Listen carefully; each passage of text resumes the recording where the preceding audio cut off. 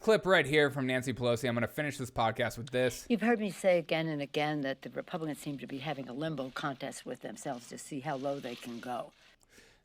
They want you to believe that Republicans are going low instead of the Democrats slowly destroying America, inflation, the border crisis, whatever crisis you want to add on and on. Drug epidemic. We could go all day. I have all day, baby.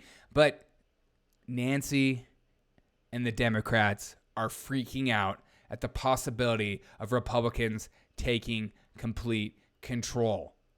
And so the rhetoric about the Republicans, the GOP, especially some of the populist Republicans, is going to ramp up more than you've ever seen it before, because they actually believe deep down in their heart that Republicans taking over is basically an insurrection on our democracy.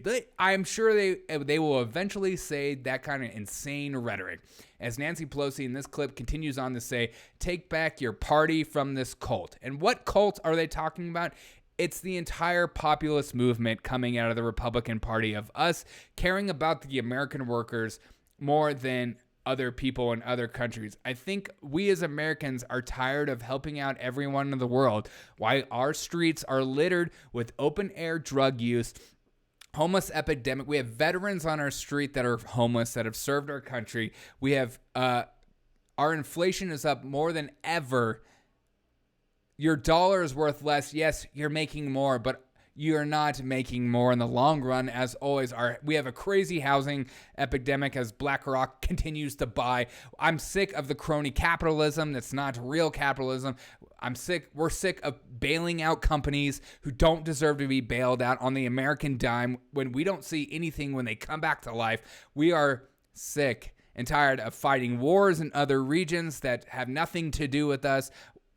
We are tired of not putting American first and American values first. And what are American values? Ultimately, down deep inside, that we see each other as equal.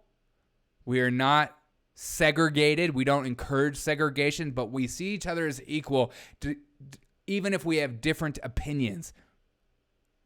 And under that, we are free to be who we want to be.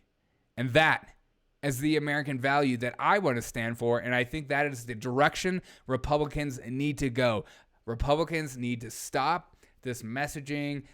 It's not an old school party anymore saying these silly things anymore. Be adults.